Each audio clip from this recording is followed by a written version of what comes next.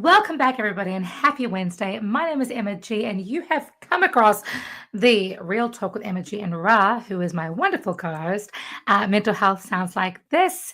We are nearing the end of this season, and I'm kind of sad about this, but I'm also really excited about this because in 2.5 weeks, Ra, this is coming at you. Rah! I'm so excited.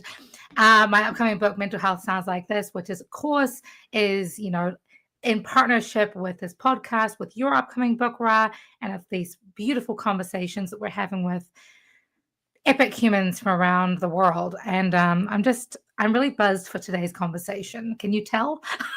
I love it. Yeah, I can tell you've got all the energy, which is actually very normal for you, to be honest. It is the energy effect, okay? The energy, whereas I'm like this, just like I'm calm, I'm really grounded.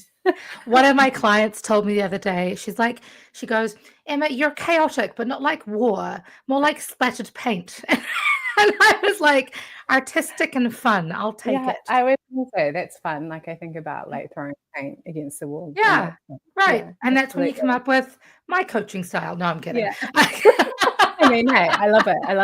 And I think that's the thing that I really like about us is like our styles are like different, but we have like the same or very similar mission and purpose, which is why we're having this conversation, right? And these conversations, which is cool. And I can't believe it's nearing the end of this season. It's gone so fast. So quickly. And speaking of energies, as much as you and I balance each other a lot, I think that our guest today is kind of that happy medium as well, because he is both very grounded. And I was telling you before we went live, he's super authentic, super like just wonderful energy in all of its facets, but he's also a self-ascribed squirrel who does all of the things. So without further ado, I'd love to introduce the one, the only Stephen Warner. What's up? What is up?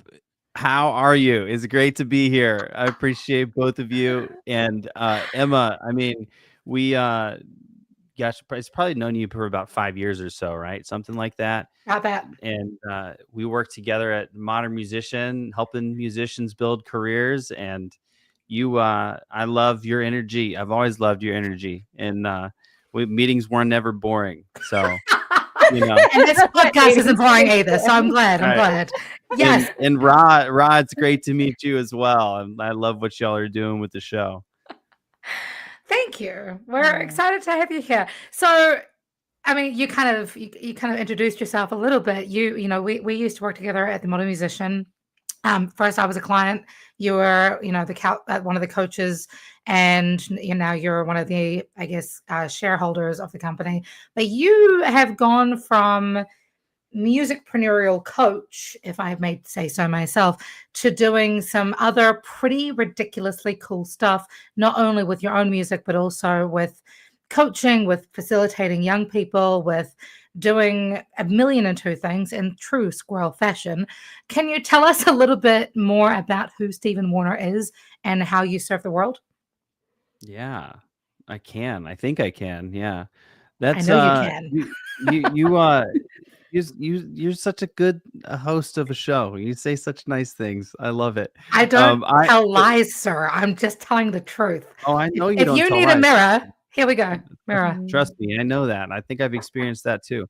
So yeah, I was a youth pastor for 5 years. Got, I don't know, maybe bored, maybe, I'm not quite sure. I loved it, and I've been working, still been working with kids and teens for 15 years. Which still do. I have a youth retreat that I'm helping with this weekend with high school guys, and it's going to be awesome. It's a spiritual retreat at my church. And so, but yeah, I think the common thread in my life has been, or at least for the last 15 years or so, has been just like, doing whatever I can to make a positive impact on the next generation, on the younger generation that really, really needs it. And kids need, caring, loving, non-parent influences that are good influences in their lives, because you get to, once a kid turns like 8 years old, they start to pull away from mom and dad. Different kids do it at different times, but it's like, you got to have, and I think that's one thing that my parents did really well. at least for me growing up, was I was always connected with other adults. It wasn't like my parents were the only adults who had influence in my life and could like speak truth and speak life into me. So, Mm. I think that's, every good thing that's happened to me, I would say, I thank God and I thank my parents and the adults and the people who have shaped me and not just when I was a kid. I'm being shaped right now by, so I think the people you surround yourself with is so important. So 100%. Mm. from a on paper perspective, I was a youth pastor for 5 years, and then I became a volunteer youth pastor because I basically said, like, I don't want to get paid for this anymore. I want to do something else. And then there wasn't another youth pastor yet, so then I was just like the youth pastor for free for like 6 months. And that was a phase where that's my only time I ever spent time serving worked at a restaurant. I worked at Olive Garden, was a server, and that was pretty fun. I learned a little Oh, bit I about forgot about that. yeah, You used to talk about Olive Garden all the time. still do. It's a great Yeah. place. I love it. They got great Mhm. breadsticks and and I wanted a flexible thing so that I could pursue kind of like entrepreneurial things. I wasn't sure what I wanted to do. I just was sure that I didn't want to be an employee. And Mm. so I figured I'll get the most flexible possible job I could think of at the time, which was let me just be a server and I can switch shifts with people whenever I want. I was doing a little bit of music stuff as a hobby and end up getting connected with a modern musician and found out that I do love music, but I love, business more. I love, entrepreneurship more. I love building things. I think building things and creating scalable systems is what uh, I always come back to that. That's always the thing that I end up doing, no matter where I am, no matter what I'm doing. So, did that for 5 years, and then it was like, time for the next thing. Time for wasn't quite sure what it was yet, but it was like, all right, this has been awesome, and I love working with musicians. I still work with quite a few musicians, just as freelance stuff. But the other stuff that I'm doing right now is primarily like working with businesses, doing consulting. I'm a fractional COO for one of my friends' business. Like he's got like 7 businesses, and I'm like kind of like the COO or whatever you would call me of a bunch of those. I build AI tools for businesses with an emphasis on empowering employees rather than replacing them. Because depending on where we want to go in this conversation, AI is going to replace like 30 to 50% of jobs within the next 5 years. I don't like that. So I'd like to build AI in a way that empowers people. And so do a lot of that. And then, but I think who is Stephen at the core, at the root, I think is just, a child of God. Mm. Love Mhm. that. That's, Beautiful. yeah, Yeah. that's the most Yeah. important. Yeah. And I have a wife and a daughter. My daughter's cute. Yeah. She's a year and a half. I love Actually, that. no, she's 20 months now, which we're trying to figure out. What do we say? Is it a year and 2/3? Or is she almost I, 2? We're not I sure. swear people say 20 months still. I think right up until the age of like 2, they still use it in that context. So And sometimes past too, to be fair. yeah. Oh, do they? I didn't know that. That's interesting.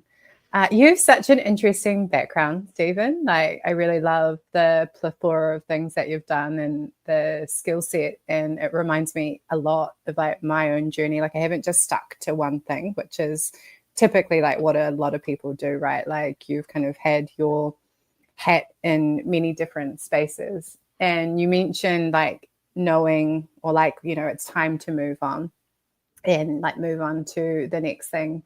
And so I'm curious, like, how do you know when it's like your time to move on to the next thing?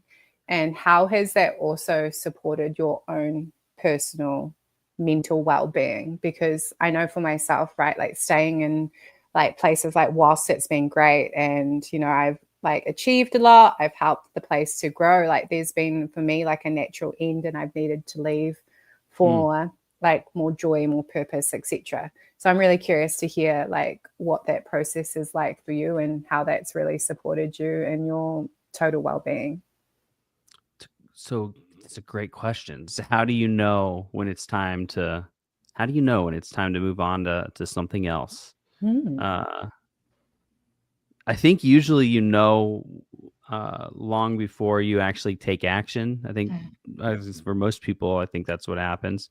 I remember, let me think about this.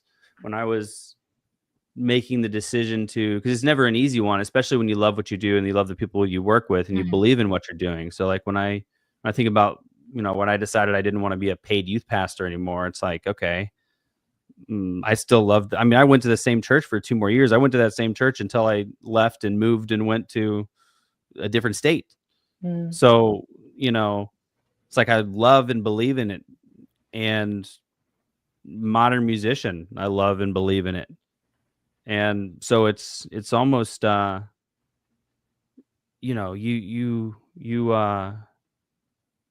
just because you love and believe in something doesn't mean it's what you should be doing as a job or as a career.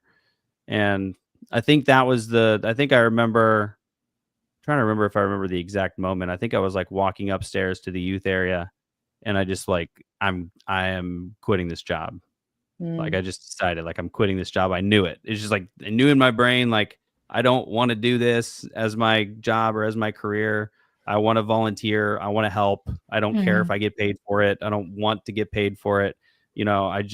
That's it. And I think it was probably that I had gotten to the point as a youth pastor where I didn't really preach anymore. I did a little bit, because a lot of people think that's the main job. Like you plan a lesson. Like, and I didn't like doing that. I did not want to do that. I came in with a team of like 6. I think we had about 6 youth volunteers, and we built it up to 50 over the course of 4 or 5 years doing that, and had high schoolers doing the teaching to middle schoolers that help them learn how to do it, and they do it. And I'd have adults who are our volunteer leaders they were really leaders. They weren't just volunteers, they were really leaders. They would also be a part of the curriculum and give the message and stuff. And I could leave for a couple weeks and it wouldn't matter that much. My small group would miss me, my guys would miss me, but I think it was, I don't know, I just felt like chapter is just ended, and it's time for me to do a different thing. And that's what I did.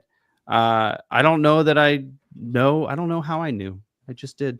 And then for the modern musician thing, I think I probably had a similar feeling when I decided, hey, like I'm going to stop doing this and go do something else. Like I knew that I wanted to work I knew that I wanted whatever I did next to make an impact on kids, a good impact on kids. But I also knew that, I kind of want to try some things. Kind of want to, I like building things. I like building new things. I love business. I love entrepreneurship. And I'm like, so when you say squirrel, it's because I'm working with I'm just working on a ridiculous amount of projects with different businesses, and it's awesome. I love it. I could also probably focus a little better. You just ask people who are on my team, and I could definitely focus a little bit better. But I think with modern musician, I think I wasn't really. I believed in the mission, and I'm like, yeah. When I go to like a leadership meeting and we're having conversations, it's like I'm excited about where we're going. But then everything else, like my employee role, I didn't like, because I was like an owner employee, and my employee role was like COO of the company. And I think I got to the point where I was like, I don't know if I like look forward to this in the morning anymore. I so get it. I'm like, I can think of so many moments in my own journey where it's been like that, and I'm like, yeah.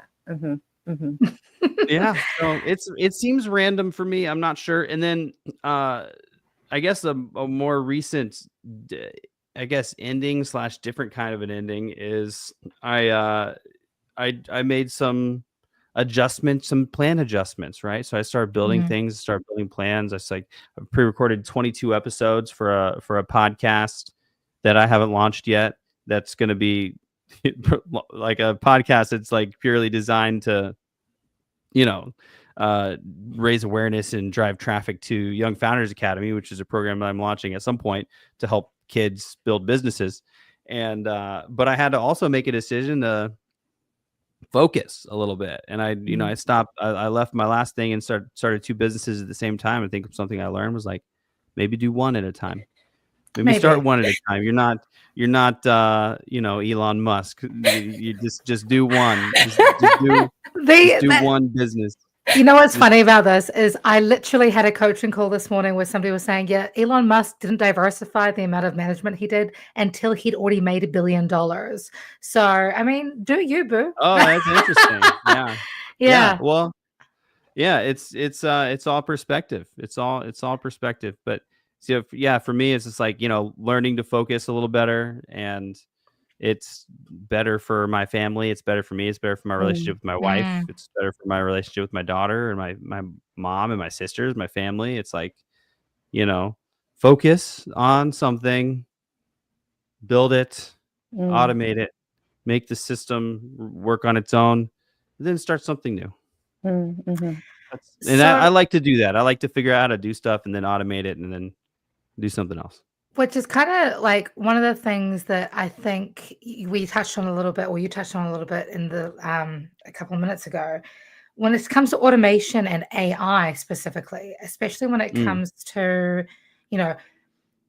as creatives, as creativepreneurs, as musicpreneurs, I think there is, well, just as business owners in general, as spiritual workers, like in whatever facet people work in, there is a rising, I want to say, kickback, or like a distrust or a concern, fear of automation, of AI, of, a number of the things that could be argued as being more effective rather than destructive when used correctly, right? But there is still that very real reality that AI can be not necessarily a great thing. How do you, and I say that because like AI obviously helps people with, with my vocal students, or with my songwriting clients, for example, especially if they're Gen Z or Gen Alpha, they struggle to find the right languaging sometimes to like really communicate how they're feeling. AI helps them to kind of get unstuck a little bit, to give them the momentum to find the right languaging to express themselves. That I think can be a really positive thing, but there are some very real dangers as well. As somebody who works in the AI field now and the automation field, how do you balance that? How do you control that? How do you navigate that in a way that doesn't put your own autonomy, creativity, and mental health at risk? That's a great question. Yeah, it's a really good question. And I think, I think the conversation about AI it usually goes in two different directions. One of two different directions. You go the existential route, which is like, the world could be destroyed. Like everything could crash and burn. We're going to replace 30 to 50% of human workers within the next 5 to 10 years. Like, it's going to happen. We're going to have to figure out how to operate as a society with half of the workforce just no job. Like, we're going to have to figure out, like, I love capitalism. I'm a big fan of capitalism. And also we're going to have to figure out socialism system. Some kind of a hybrid, because you can't just let half the population starve. So you could go that route, and then like even deeper, it's like AI is getting smarter and smarter and smarter, and eventually it'll be smarter than us, and eventually it'll be able to, we're close to AGI within the next couple of years. Like AGI, artificial general intelligence, meaning it can think and reason, and self-teach. And it's like, that's when you hit the, like, we're like, our technological growth curve is moving up right now, but we haven't even hit the crazy growth yet. It hasn't happened yet. Yeah. Which is, I mean, when I think about 3 years ago, or however long, I don't know how long, it wasn't that long ago when OpenAI came out with ChatGPT and we started messing with it. I got the playground because Michael, my former business partner, modern musician, is if I want to stay up to date with AI, it's just like text Michael and ask what he's doing, and he'll tell you. and he's like he's everything. He's like the first to know about it. So like I remember Chat GPT Playground, where you could just talk to it and ask it questions back and forth. It was so dumb. It was not smart at all, but it was like, I'm having like a legit conversation with this thing. It's kind of creepy. It's kind of weird. You can ask it questions like, if you could go back, like, what's your primary directive? And it would say to assist humans, right? To help humans. So would you ever harm a human? No, mine would not harm a human. Said, would you go back in time and eliminate Hitler if you could? It was questionable. Wow. It wasn't sure. It wasn't sure what it would do. So it's just thinking about, now that's not AI actually thinking. That's just AI going based on a bunch of programming data and taking things that humans said and repeating it. So that's the big difference right now. It's really not making decisions yet, but some of the tools that are coming out are getting closer and closer. So the existential route is like, yeah, we should, I mean, the cat's out of the bag with AI. It's not going anywhere, and it's not regulated hardly at all. And we're almost past the point of no return. So it's like, we're just going to have to like,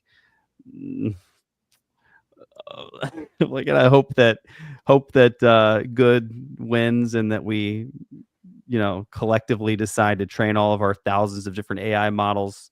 There'll be more good AIs than bad ones. So just like people.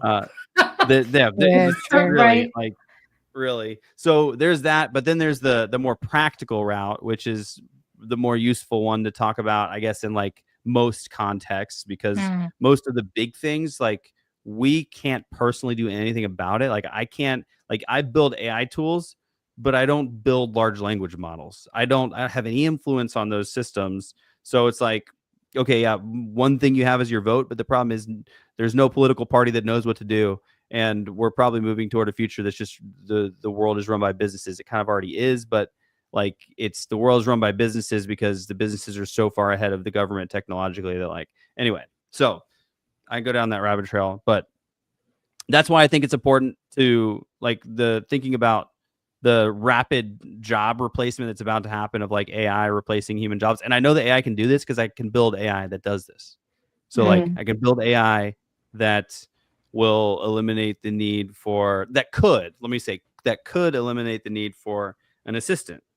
But I still have an assistant because I'd rather have an assistant that uses AI than just have an AI assistant. That's me personally, right? I think that there's going to be a large population of people on Earth, and there's going to be a snapback in the other direction, because AI just detaches us from humanity. Really, like, technology, the way it's growing is like, I compare it to COVID. So when I think about COVID and I think about being stuck inside for, a couple of years almost, it was like you really couldn't hardly go anywhere. I liked it at the beginning because I'm introverted and I like to not go places, and I like to have a reason to not go places. And then people could invite me to Applebee's and they could say, oh, sorry, just trying to stay home and be safe, because I wanted to stay at home and didn't want to go. Right. But then after this, I remember my first big event that I went to, it was a big conference. I remember like hugging a bunch of people that I didn't know, and I started crying because we feel that need. We feel that need for connection. And I think technology just gets us so disconnected from people that there will be a snap back in the other direction. And then that the best use of technology, this is where it gets a little bit more practical. The best use of technology is in AI is to use it to help us connect with people better, and to use it to take care of tasks that are, they're just kind of like grunt work, or they're kind of like admin tasks that nobody really likes to do or nobody really wants to do. So if it can take care of all those details, then I can be more present because I don't have to think about those details. We also need to use AI to teach us, especially with kids, it's more important to kids, like to teach kids how to think rather than, and to use it as a way to, like, because I was in a high school a couple of weeks ago talking to a class about this stuff. No, it wasn't a couple of weeks ago. That was a month ago or so, maybe more, whenever school was still going on.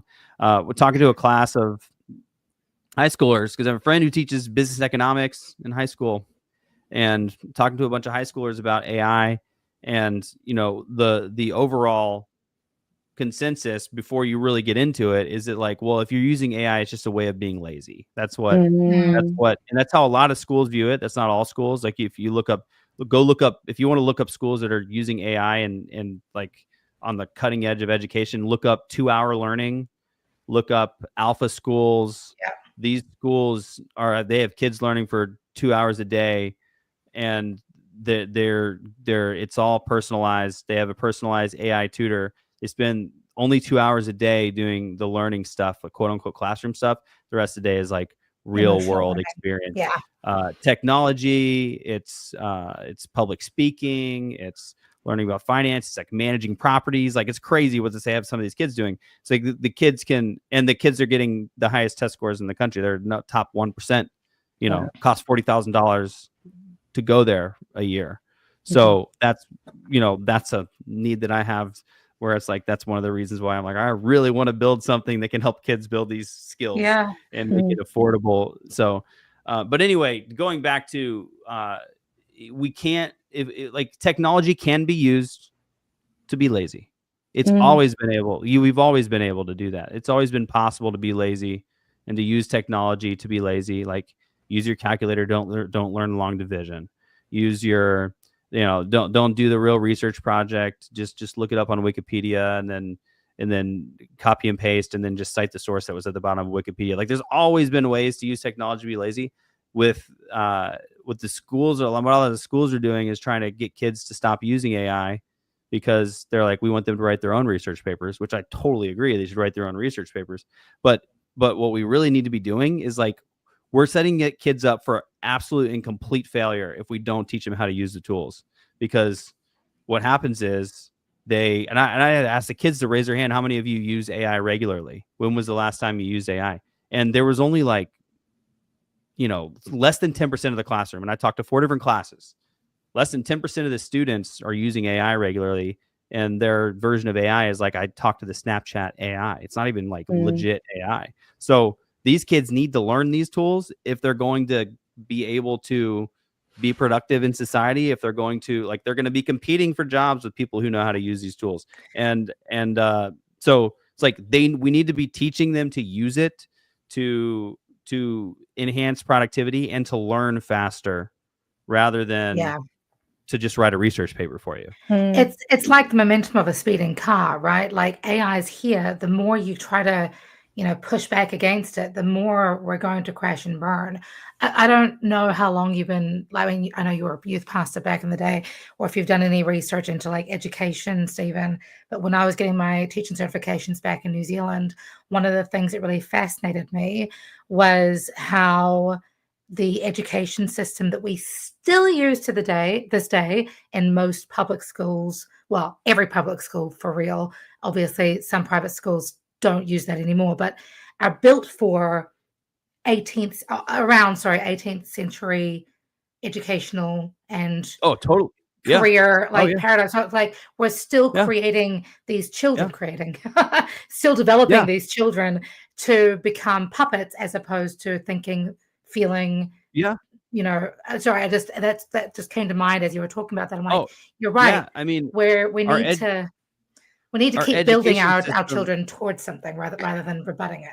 Yeah. And when you were talking, I was curious, and there was a comment below, like, how can AI help us to learn faster? Because, like you said, like, there's this conversation right around it, it's making us lazy. Or what I notice is, with some of the people that I work with, like, their critical thinking skills are starting to lack because they're relying on AI to do all of their critical thinking for them. And so therefore, they're not actually using the part of their brain that requires them to be creative and look at solutions. Or even, I mean, if we're using Chat GPT as an example, like, I catch Chat GPT lying to me on the regular and putting out like information that is not true. And so, like, but I have that wisdom and that awareness, right? Because of, like, I'm 37 years old. I've got a lot of experiences. I can see that and I can know that. Whereas a lot of people are just taking it for face value and not actually thinking, oh, okay, is this AI tool telling me what's true and what's real? And, then implementing that information at face value without perhaps thinking, okay, like where else can I look at and do more research to ensure that this information is going to be supportive. Yeah, I mean, I could talk about this we could go on all day. I could keep going all day. Like because ChatGPT or any large language model, like I use like 6 or 7 pretty regularly, and I code things with AI that I'm not a software developer, but I've learned how to code just by like having AI code things for me and just watching it. It's crazy. And like I coded an app that will download the Zoom video, take the transcript, turn it into key points and action steps, host it on a page, send me an email, allow me to share with others, turn on or off. It's crazy. That's cool. But like to your point, like if we just use it if we just allow it to do all the critical thinking for us, like if you're letting it do the thinking, like watch and pay attention to the thinking that it's doing. Ooh. So that you can learn and become better at thinking, because it's able to think faster than you, right? It's able to think faster than you. It's not always able to think better, but it is able to think faster.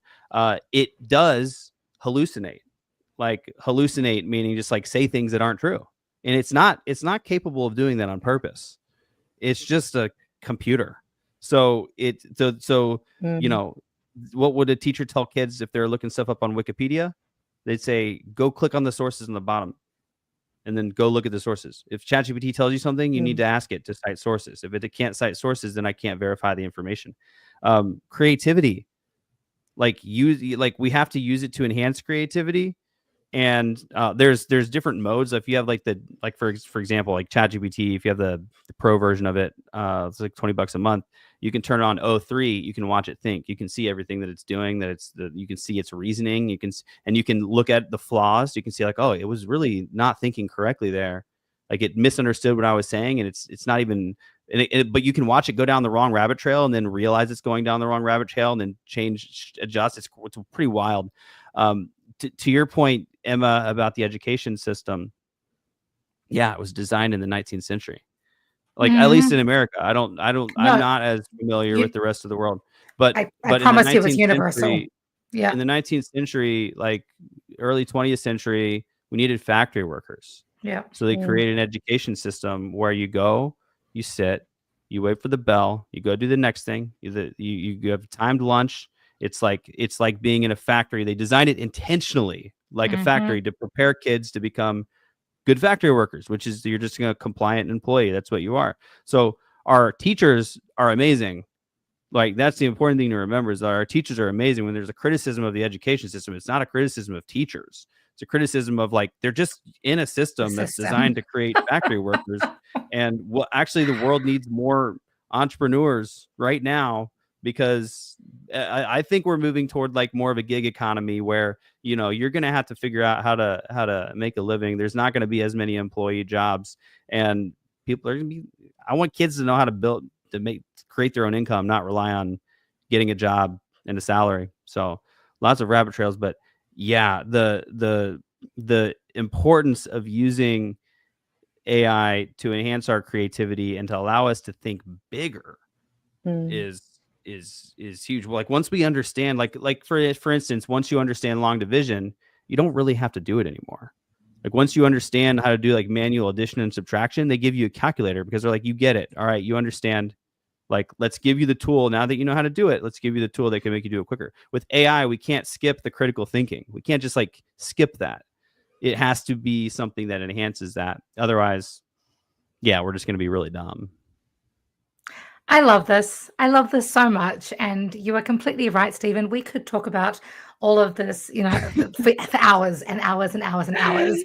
And I love that you keep saying down rabbit trails. I've always known it as rabbit holes. Yeah, same. Rabbit hole. Maybe that's a New Zealand thing. I don't know. It could be a new rabbit holes. Yeah, it's because it's deer trails. The deers do trails. Rabbits do holes. Yeah, I think you're right. Mixing up your Euphemisms. I like it. Oh It's yeah, fun. I'm going to say totally. rabbit trails from now on. Well, it's not a real thing.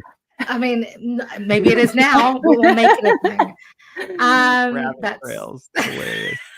Well, I I'll like say it. this. I mean, that this is the mental health aspect of this is we haven't even I probably should have talked less about details and more about mental health. Is we just have to stay connected to people. Yeah. We have to maintain that humanity and that human connection. We can't, like, there's AI apps that will be your buddy. There's AI apps that will be your significant other now. Eventually, they will make AI bots that can replace, okay, well, you can't get a girlfriend, you can have an AI bot. Or you don't want to go and deal with dating, you can just have an AI and it'll look and it'll feel like a human. But it's like we can't. Technology cannot replace people. That's I couldn't agree more. And I think that like these are really important conversations to have as we are evolving. I mean, since the dawn of computers, obviously life has just gotten quicker and quicker and quicker. And now the AI is becoming, so it's just everything is speeding up so much faster than we maybe envisaged it happening. However, the best way to get in touch with you moving forward, I believe, is speedychief.com. Stephen, is that correct?